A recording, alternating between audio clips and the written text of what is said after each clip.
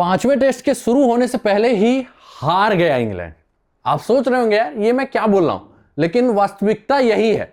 England की team मानसिक रूप से ना पांचवा टेस्ट शुरुआत में ही हार चुकी है। नमस्कार दोस्तों, मैं हूं आपका फेवरेट सिद्धांत त्रिपाठी और इस वीडियो में हम बात करने वाले हैं कि आखिर क्यों मैं ये बोल रहा हूं और क्यों मैं बोल रहा हूं कि भारतीय टीम पांचवी टेस्ट जीत चुकी है।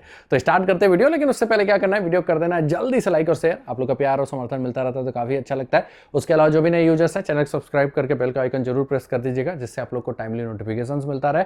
और अगर आप फेसबुक पेज में हैं तो पेज को लाइक कीजिए, शेयर कीजिए, फॉलो कीजिए। तो देखिए क्या हुआ है। सबसे पहले तो मनोबल इंग्लैंड का टूटा हुआ है। चौथा टेस्ट ऐसा लग रहा था इंग्लैंड जीत रही है, ठीक है, बहुत बड़े बड़े ये लोग बोल रहे थे, लेकिन होता क्या है, सुमन गिल, केएल राहुल और उसके बाद रविंद्र जडेजा, वाशिंगटन सुंदर, इन दोनों का मतलब जडेजा और सुंदर की जितनी तारीफ की जाए उतनी कम है। इन चारों ने मिलकर वो टेस्ट बचा लिया और एक समय ऐसा लगा नहीं कि हम अगर 6-7 दिन का मैच होता तो शायद हम 300 प्लस का टारगेट दे सकते थे इंग्लैंड को।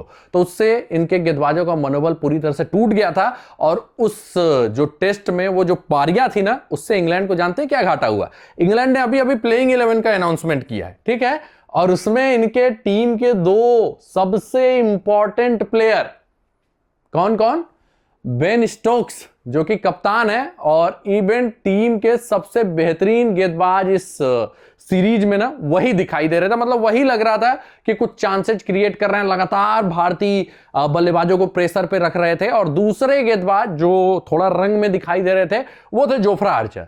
लेकिन वो जो भारतीय टीम ने बैटिंग किया, वो जो जज्बा दिखाया ना चौथे टेस्ट में, उसमें हुआ क्या कि ये लोग थक गए, इतना एफर्ट दिए कि पूरी तरह से इनका शरीर जवाब दे दिया और ये दोनों बाहर हो चुके हैं पांचवें टेस्ट से। अब जो बॉलिंग अटैक है इंग्लैंड का, जो आप देखेंगे ना, वो लगेगा बेहद ही औसत। और मैं क्यों औसत बोल रहा हूं वो देखता हूं, वो मैं आपको बताता हूं। तो देखिए, पहले तो ये बैटिंग डिपार्टमेंट की हम बात कर लेते हैं, फिर गेंदबाजी पे आते हैं जो कि बहुत इंपॉर्टेंट है और भारत को वहीं पे एडवांटेज मिल रहा है। और उससे पहले आपको बता दें, भारत के 2 इंपॉर्टेंट प्लेयर नहीं खेलने वाला है ये मैच। पहला जसप्रीत बुमराह और दूसरा ऋषभ पंत। लेकिन फिर भी भारत फेवरेट दिखाई दे रहा है, वो भी स्ट्रॉन्ग फेवरेट दिखाई दे रहा है। तो देखिए, ये प्रोबेबल 11 हम नहीं बोलेंगे, प्लेइंग 11 बोलेंगे इंग्लैंड का है, क्योंकि प्लेइंग 11 अनाउंस हो गया है। तो अगर हम बैटिंग डिपार्टमेंट देखें ना, तो इनके 2 ही प्लेयर थोड़ा फॉर्म में थे। एक जिमी स्मिथ है जो आपको नीचे दिखाई देंगे, और दूसरा जो है वो है जोरू, ठीक है, और तीसरे बेन स्टोक्स फॉर्म में आ रहे थे। डकेट ने 2 अच्छी पारियां खेली लेकिन कंसिस्टेंसी नहीं दिखा पा रहे थे, ठीक। तो उसमें से एक मेन प्लेयर बेन स्टोक्स बाहर हो चुके हैं, ठीक है। तो बैटिंग ऑर्डर में कमजोरी आई है और अगर मूवमेंट मिला जैसा सुनने में आ रहा है तो भैया जो रूट और बेन डकेट, यही 2 इनके इंपॉर्टेंट वो रहेंगे और जेमी स्मिथ, मतलब 3 रहेंगे।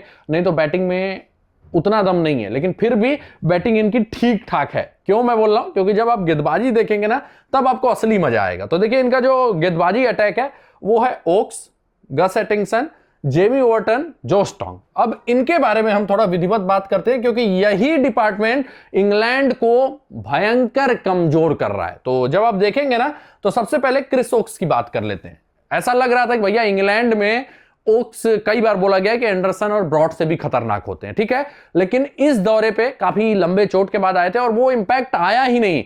बस एक बार बोल सकते हैं, जो उन्होंने पिछले मैच में चौथे टेस्ट के भारत की जो पारी थी उसमें पहले ही ओवर में 2 विकेट गिरा दिए थे।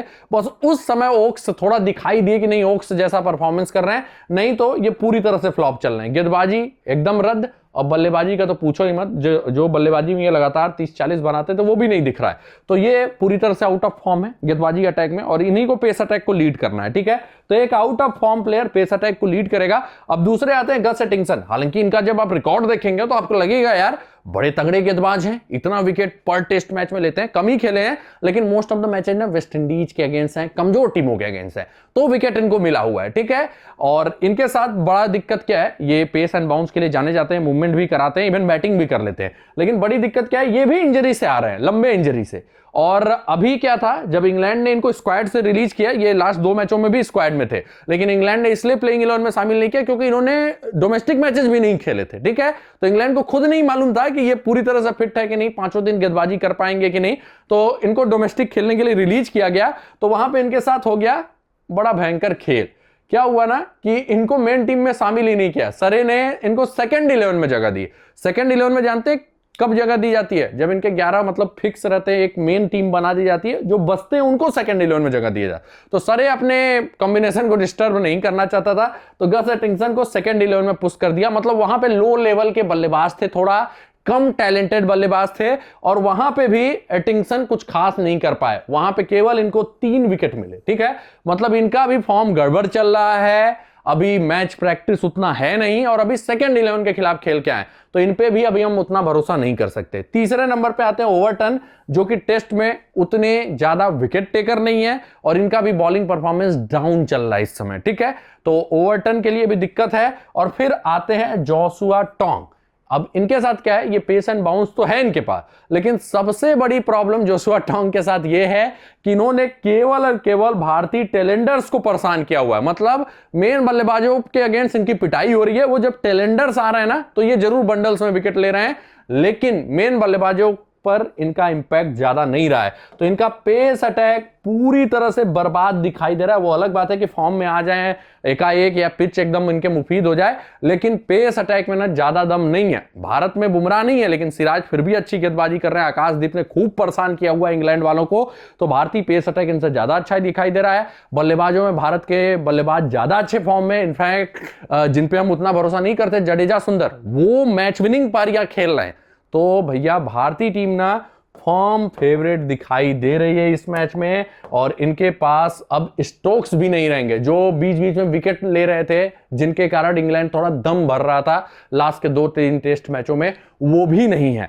और ओली पोप को कप्तानी का अनुभव उतना नहीं है। तो भैया कुल मिला के डवाडोल स्थिति इंग्लैंड का दिखाई दे रहा है, और जो पेस अटैक है उसके कारण लग रहा है कि भारत को यह मैच अब जीतना चाहिए। और इंग्लैंड मनोवैज्ञानिक रूप से पिछले मैच में हार गई थी, और शारीरिक रूप से उसका असर इस टेस्ट मैच में दिखा है। क्यों? क्योंकि उनके 2 प्लेयर अगर उस मैच में उतना बॉलिंग नहीं करते, तो वो दोनों ही आपको खेलते हुए दिखाई देते, और वही 2 मोस्ट इनफॉर्म गेंदबाज भी थे टीम के, वो बाहर हो चुके हैं। तो बड़ा झटका इंग्लैंड को लगा है, और ये हमारे लिए तो खुशखबरी है, और हमें उम्मीद है कि भारतीय टीम 5वें टेस्ट को जीतकर श्रृंखला को बराबरी पर रोकेगी, और ये बहुत बड़ा तमाचा होगा अंग्रेजों के मुंह पे। क्यों?